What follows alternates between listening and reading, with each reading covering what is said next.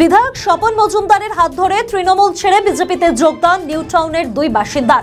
সোমবার সকালে বনগাঁ দক্ষিণের বিজেপি বিধায়কের কার্যালয়ে এসে বিজেপিতে যোগদান করলেন নিউ টাউনের ওই দুই বাসিন্দা।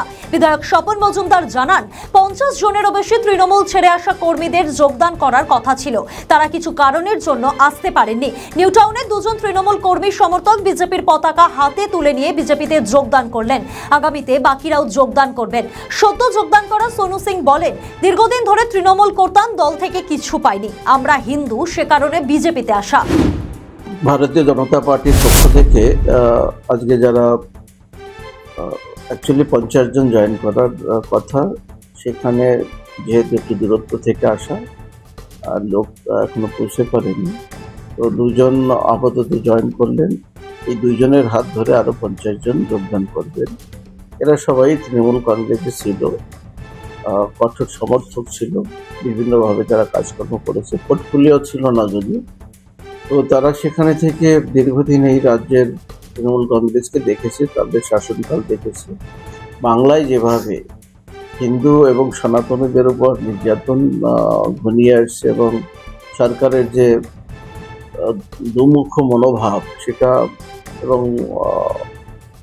কোনো পরিকল্পনা ছাড়া এই সরকারটা চলছে। বাংলা বিগত 15 বছরে 7 লক্ষ কোটি টাকার বেশি ঋণ করেছে।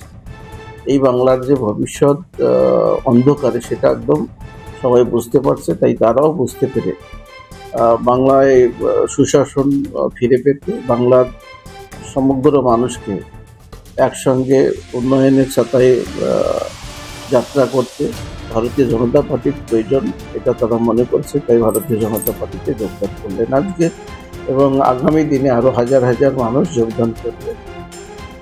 যত দিন আসবে তত জয়েনিং বা যে কার্যক্রম আমাদের এই বিধানসভায় তথা এই জেলায় চলবে। আমি যেহেতু বারাসাত লোকসভার ক্যান্ডিডেট ছিলাম, তারা আমার নির্বাচনকালীন আমাকে চেনে জানে, সেইভাবে আমার হাত ধরেই জয়েনিং করবে এরকম তাদের চিন্তাভাবনা ছিল। তাই আজকে এখানে দাঁড়িয়ে তাদের যোগদান আমরা এখানে সম্পন্ন করি। নিউ টাউন এলাকা থেকে। আমাদের ভিডিও ভালো লাগলে লাইক ও শেয়ার করুন, কমেন্ট সেকশনে আপনাদের মতামত জানান। আরও ভিডিও পেতে আমাদের চ্যানেলটিকে সাবস্ক্রাইব করুন এবং প্রতি মুহূর্তে খবরের আপডেট পেতে প্রেস করুন বেল আইকন।